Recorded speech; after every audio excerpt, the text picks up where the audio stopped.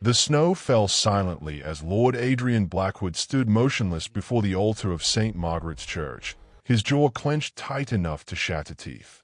Behind him, 300 guests whispered their pity and their scorn in equal measure. The bride was late. Of course she was late. This woman he had never met, never wanted to meet, whose face he had deliberately refused to see in portraits or miniatures, was now keeping him waiting like a fool before all of London society. His hands, clasped behind his back, were white-knuckled with fury. 2 months ago, his father's debts had been revealed, gambling debts so catastrophic they would have destroyed the Blackwood name entirely. The solution had arrived in the form of Theodore Ashford, a shipping magnate whose new wealth needed the legitimacy of old blood. The arrangement was simple. Adrian would marry Ashford's daughter, and the debts would disappear like morning mist. He had one condition. He would not look at her until the ceremony itself. He would not pretend affection where there was only transaction. He would not lie. Now, as the church doors creaked open and gasps rippled through the congregation like wind through wheat, Adrian kept his gaze fixed rigidly forward, his pride the only armor he had left. The whispers crescendoed into something approaching chaos. Adrian felt rather than saw his best friend, Lord Christopher Ashton, stiffen beside him at the altar. Even the Archbishop faltered mid-breath, his aged eyes widening with something that looked remarkably like shock. What fresh humiliation was this? Had the bride arrived in rags? Had she brought her merchant father's entire staff as attendants? Adrian's fingers curled into fists. He had endured 2 months of London's barely concealed mockery. The Duke who sold himself like livestock to save his family's crumbling legacy. He had borne his mother's tears and his sister's disappointed silence. He would not, could not, turn around now and give these vultures the satisfaction of seeing his reaction. The organ began its processional march, each note falling like a hammer blow. Behind him, the rustling of 300 people rising to their feet seemed to echo in the vaulted ceiling. Still, Adrian stared ahead at the stained glass window, at St. Michael with his flaming sword, and wished desperately for such divine intervention. The footsteps approaching down the aisle were light, measured, graceful. The scent of orange blossom drifted forward on the cold church air. And still, stubbornly, Adrian refused to look. Adrian had not always been carved from ice and bitterness. There had been a time, years ago, when he had laughed freely and loved recklessly. Her name had been Catherine, and she had been the daughter of a country vicar. He had been 22, newly returned from Oxford, full of idealistic notions about marrying for love rather than duty. His father, the old Duke, had crushed that dream with the efficiency of a boot heel on a flower. Catherine had been paid off and sent away. Adrian never learned where. The old Duke died 6 months later, leaving behind a title, 3 estates, and debts that would have made Croesus weep. Adrian had spent 8 years rebuilding what his father had destroyed, selling off properties, dismissing servants, living like a monk in a crumbling abbey. He had been so close to solvency, so desperately close. Then the gambling debt surfaced. Secret ones, catastrophic ones. Theodore Ashford had appeared like a devil offering bargains. His daughter needed a title. Adrian needed money. Simple mathematics. Adrian had agreed with one bitter condition. He would not pretend this was anything but a transaction. He would not court her, would not see her, would not offer false hope of affection that had died in him years ago when Catherine disappeared. Now she was walking toward him, this stranger who would bear his name, and every eye in the church was fixed not on him but on her. The gasps had faded into a breathless silence that somehow felt worse. Adrian's throat constricted. His heart hammered against his ribs like a prisoner seeking escape. Just a few more moments. Then he could look. Then he would have to look. The footsteps stopped beside him. The Archbishop cleared his throat, and Adrian finally turned his head. The woman standing beside him was not what he expected. He had braced himself for merchant-class garishness, for the overloud colors and excessive jewels of new money trying too hard. Instead, she wore the simplest wedding gown he had ever seen, ivory silk that fell in clean lines without a single ruffle or ribbon. No veil covered her face. No jewelry adorned her throat. But it was her face that had caused the gasps. She was not beautiful in the conventional sense that London society worshipped. Her features were too strong for that. A determined chin, a nose with a slight bump that suggested it had once been broken, dark eyebrows that arched with intelligence rather than artifice. Her eyes were an unusual shade of amber, almost gold in the candlelight, and they met his gaze directly without coyness or submission. But it was the scar that drew the eye and held it captive. It ran from her left temple down across her cheekbone, disappearing beneath the high collar of her gown. Not a delicate, ladle-like mark, but a brutal thing, puckered and silver-white against her olive skin. The kind of scar that told stories of violence and survival. Adrian felt something crack in his chest, something he had thought frozen beyond all thawing. Not pity. She would despise pity. He knew that instantly.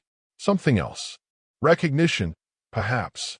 Here was someone else who wore their wounds on the outside. Her lips curved in the smallest smile. "Lord Blackwood," she said quietly, "shall we proceed?" Her voice was slightly husky, with an accent he couldn't quite place. The ceremony passed in a blur of ritual words and binding vows. Adrian heard himself speaking as if from a great distance, his responses automatic. Beside him, his bride, Isabel. He remembered her name was Isabel, repeated her own vows in that same calm, composed voice. Her hand, when he took it to slide the ring onto her finger, was steady. His own trembled slightly. He hated that she might have noticed. When the Archbishop pronounced them man and wife, Adrian turned to perform the ceremonial kiss. It would be brief, perfunctory, nothing more than a brushing of lips to satisfy propriety. But as he leaned toward Isabel, she tilted her head slightly, and her amber eyes caught his with an expression that was almost amused. "You may kiss your bride, Lord Blackwood," she murmured. "I promise not to bite."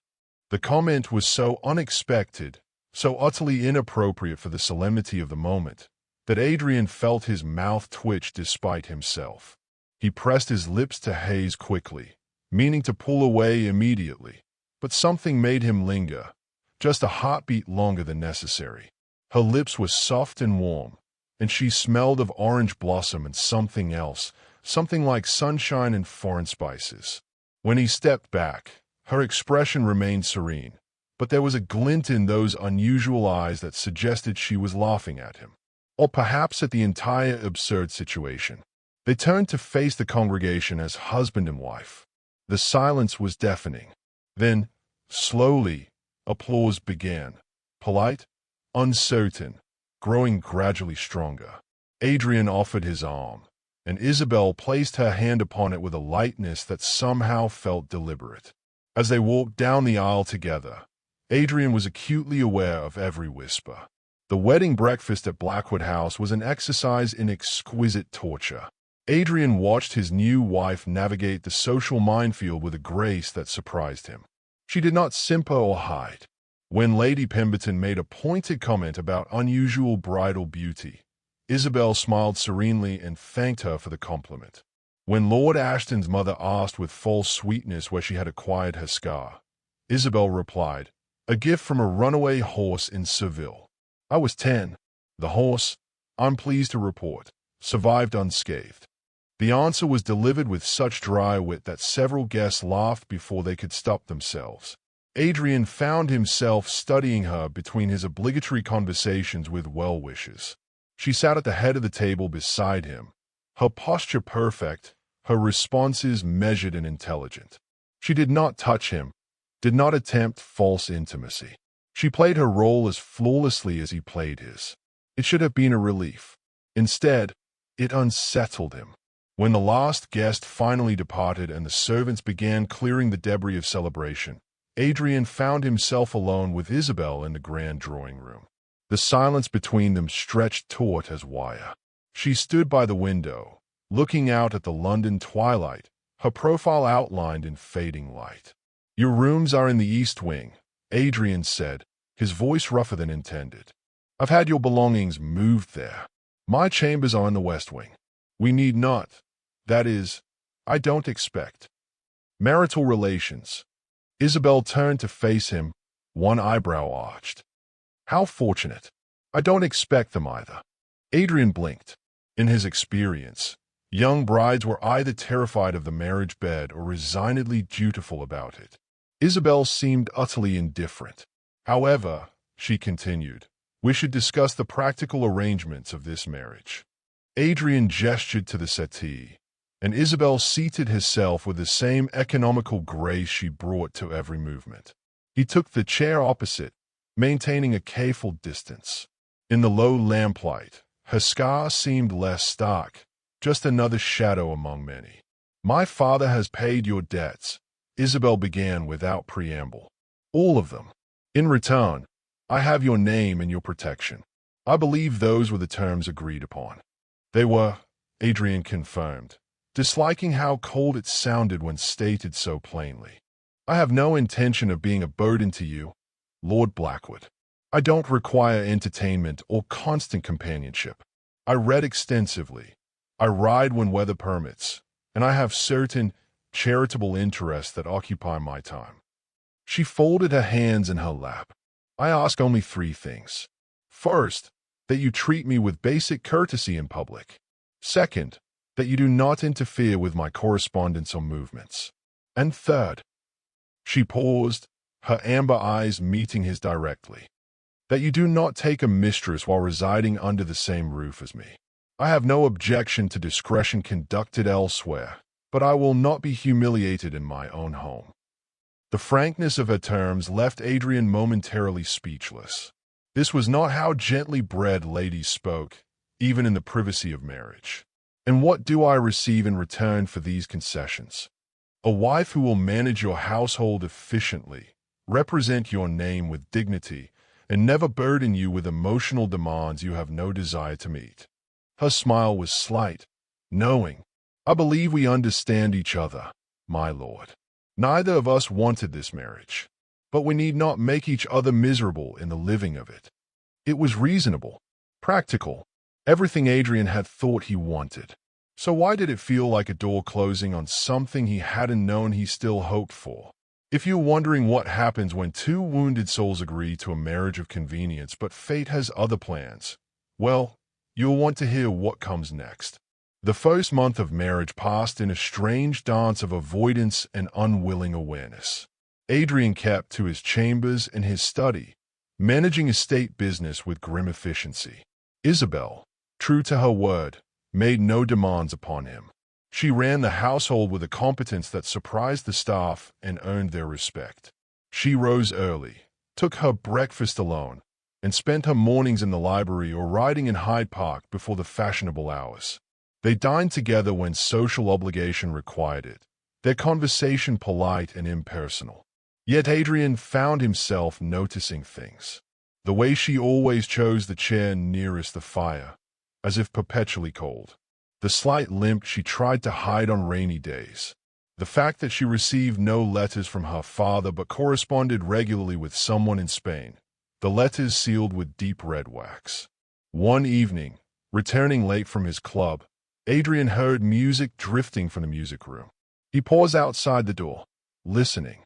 Isabel was playing the pianoforte, not the simpering, delicate pieces young ladies perform to showcase their accomplishments, but something wild and passionate, full of fury and longing.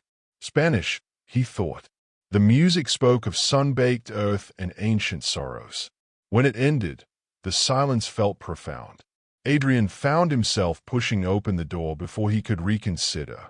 Isabel sat at the instrument, her head bowed, her fingers still resting on the keys.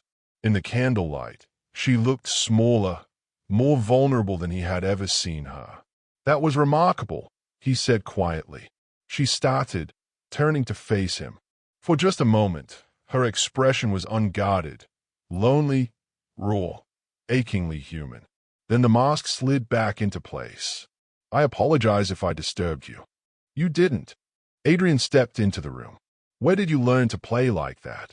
Something shifted in Isabel's expression, a calculation happening behind those amber eyes. Then, as if reaching a decision, she said, "My mother was Spanish. From Seville. She taught me." "Was?" Adrian asked gently. "She died when I was 12, 2 years after the horse threw me." Isabel's fingers moved absently over the keys, not pressing down, just ghosting across them. "My father brought me to England afterward. He thought a fresh start would help me forget. Instead, I simply learned to be two people, the English merchant's daughter in public and my mother's child in private." Adrian found himself moving closer, drawn by the quiet honesty in her voice. "Is that why you asked about correspondence? You're writing to family in Spain." "My mother's sister. She's all I have left of that life." Isabel looked up at him. "Your turn, Lord Blackwood. Why did a duke who could have had his pick of eligible heiresses agree to marry a scarred merchant's daughter he refused to even look at?" The question was direct, almost challenging. Adrian could have deflected, could have retreated behind aristocratic coldness. Instead, he found himself saying, "Because I had already sold everything else. My pride was all I had left to bargain with. And now I find myself wondering if pride is worth the price of loneliness." The words hung between them, more confession than Adrian had intended. Isabel studied him for a long moment, then shifted on the piano bench, making room. "Do you play?" "Not in years." "Then perhaps it's time to remember." It wasn't quite an invitation, but it wasn't a dismissal either. Adrian sat beside her, close enough that their shoulders nearly touched. She began to play again, something slower this time, and showed him the melody with patient hands. Spring arrived with a fury of blossoms and sudden warmth that transformed London's grey streets into something almost beautiful. Adrian found himself spending more time at home, inventing excuses to linger over breakfast when Isabel took her tea, joining her for evening rides through the park. They spoke of inconsequential things, books they had read, observations about London society, the progress of the garden at Blackwood House. But underneath the polite conversation, something else was growing. A awareness that made Adrian's pulse quicken when Isabel entered a room. A tension that thrummed between them when their hands accidentally brushed. It came to a head one afternoon when Adrian returned home to find Isabel in the garden, kneeling in the date without gloves, her riding habit mud-stained, her hair escaping its pins. She was transplanting roses with fierce concentration, and there was dirt smudged across her scarred cheek. "What are you doing?" he asked, unable to keep the amusement from his voice. Isabel looked up, and for the first time since their wedding, she smiled at him, really smiled, bright and unguarded. "Your gardens were dying. I couldn't bear it any longer. These roses were my mother's favorite. I thought." She trailed off, suddenly self-conscious. Adrian knelt beside her in the date, heedless of his expensive trousers. "Thought what?" "That perhaps something beautiful could grow here after all." She wasn't looking at the roses anymore. She was looking at him. Adrian reached out, slowly enough that she could pull away if she wished, and wiped the smudge of dirt from her cheek. His thumb lingered on the ridge of her scar, tracing it gently. "Isabel," he said, her name rough in his throat. "I need to tell you something. About Catherine." And there, in the garden with date under their fingernails and the scent of roses in the air, Adrian told her everything. Isabel listened without interruption as Adrian spoke of Catherine, of young love crushed by duty, of the bitterness that had calcified in his chest for 8 long years. When he finished, they sat in silence, the afternoon sun warm on their shoulders. "I understand now," Isabel said finally, "why you wouldn't look at me. You didn't want another woman forced upon you by circumstance." "I was a coward," Adrian corrected. "I was so afraid of being hurt again that I hurt you instead. From the moment you walked down that aisle, you deserve better than my coldness. And yet you're here now, in the date, listening to me ramble about roses." Isabel's smile was soft, tentative.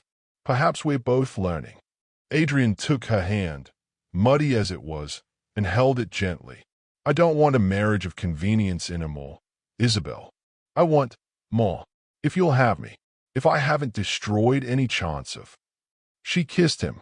It was sudden and sweet, tasting of earth and possibility. When she pulled back, her eyes were bright. You stubborn, wounded, ridiculous man.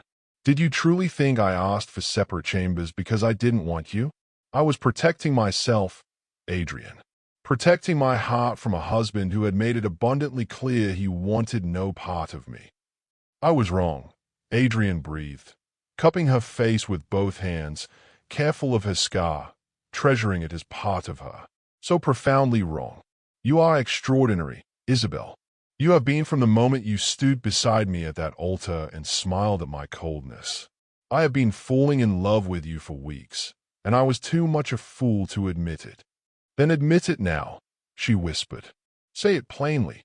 I love you. The words came easily, naturally, as if they had been waiting years to be spoken. I love your strength and your wit and your terrible habit of kneeling in gardens without proper gloves. The transformation of Blackwood House began that day in the garden and rippled outward like rings in water. Adrian moved his belongings to the chambers adjoining Isabel's, the connecting door between them left perpetually open. They took breakfast together every morning, their conversation ranging from estate matters to philosophy to Isabel's memories of Spain. Adrian began learning Spanish from her, stumbling over the unfamiliar rhythms while she laughed and corrected his pronunciation with patient affection. At night, they came together with a tenderness that astonished them both. Adrian traced every scar on Isabel's body. She had more than the one on her face, remnants of a childhood spent running wild under the Spanish sun, and told her she was beautiful until she believed him. She, in turn, learned the landscape of his body, the places he carried tension, the touches that made him gasp and surrender. They hosted a ball at Blackwood House, their first as a true married couple. London society came expecting scandal or coldness and found instead a Duke and Duchess who moved through the evening in perfect harmony, who smiled at private jokes, who danced together 3 times, twice more than propriety allowed, and didn't care who noticed. Lady Pemberton, never one to leave well enough alone, cornered Isabel near the refreshments. How remarkable, Your Grace, that Lord Blackwood seems so changed. One might almost think this marriage was a love match rather than a financial arrangement. Isabel met her gaze steadily, a slight smile playing at her lips. One might think, she agreed, that love can grow anywhere, Lady Pemberton, even in the most unlikely soil. Later, as they waltzed for the 4th scandalous time, Adrian pulled Isabel closer than the dance properly allowed. Take me away from here, he murmured against her ear. I want you alone. Shocking, my lord, Isabel replied, but her eyes were bright with desire. Whatever will the guests think? Let them think what they like. 1 year after their wedding, Adrian stood once again in a church, but this time St. Margaret's was filled with genuine celebration rather than whispered scandal. His sister Margaret was marrying Lord Christopher Ashton, and the ceremony was a riot of flowers and joy. Beside him, Isabel held his hand openly, her other hand resting on the gentle swell of her belly. Their child would arrive in the autumn. A daughter, Isabel insisted, though she had no logical reason for the certainty. Adrian found he didn't care either way. The knowledge that he would be a father, that this child would be born of love rather than duty, filled him with a fierce protectiveness and wonder. After the ceremony, as they stood in the churchyard watching Margaret and Christopher drive away in a shower of rose petals, Isabel turned to Adrian. Do you remember standing in this very spot? You wouldn't look at me. You were so determined to hate me. I could never have hated you, Adrian said, pulling her close despite the watching crowds. I was only trying to hate myself a little less. And now I wake every morning astonished by my good fortune. Now I love you so completely that I cannot remember what it felt like not to love you. He kissed her forehead, then her scarred cheek, then her lips. You saved me, Isabel, from bitterness, from loneliness, from a half-life of cold duty and colder beds. We saved each other, Isabel corrected softly. That's what love does, Adrian. It transforms. It heals. It makes us brave enough to be seen. As they walked back to their carriage, Adrian glanced back at the church one final time. He remembered standing at that altar, refusing to look, certain his life was ending. How wrong he had been. How gloriously, wonderfully wrong. 5 years later, Blackwood House hummed with life. The east and west wings, once symbols of separation, now connected through hallways filled with the laughter of children.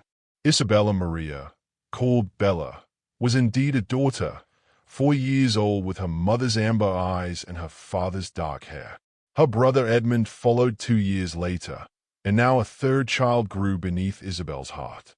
The gardens had become Isabel's masterpiece, a fusion of English roses and Spanish herbs that drew admirers from across London. She had published a botanical treatise under her own name, scandalizing some of society and inspiring others. Adrian had never been prouder. On warm evenings, they still sat together at the pianoforte, Adrian's playing much improved under Isabel's patient tutelage. Sometimes Bella would climb onto the bench between them, her small hands banging enthusiastically at the keys while her parents laughed. Catherine was a memory now, healed rather than forgotten. Adrian had finally learned what his father never had, that love freely given was worth infinitely more than duty grudgingly extracted. That the bravest thing a man could do was allow himself to be transformed by the woman who saw past his armor to the wounded heart beneath. One night, as they lay tangled together in the massive bed they shared, Isabel traced lazy patterns on Adrian's chest. "Do you ever regret it?" she asked softly. "Agreeing to marry me?" Adrian captured her hand, bringing it to his lips. "Every day," he said, and when she stiffened, he smiled. "I regret that I wasted even a single moment not loving you, that I was too blind to see the extraordinary gift standing beside me at that altar." "Foolish man," Isabel murmured, but her eyes were bright with tears. "I would have waited forever for you to see me. Thank God you didn't have to." Outside, London settled into sleep. Inside Blackwood House, two people who had married as strangers lay wrapped in each other's arms, proof that sometimes the greatest love stories begin not with a glance across a crowded room, but with the courage to finally look at what has been standing beside you all along. The end. If this story touched your heart, if you believe in second chances and love that transforms, please subscribe to our channel and share this tale with someone who needs to hear it. Sometimes we all need reminding that it's never too late to choose love over pride, connection over isolation, and that the person meant to change our life might be standing right beside us, if only we're brave enough to look. Until the next story, remember, true love isn't found in perfection. It's found in two imperfect souls deciding they are brave enough to be seen.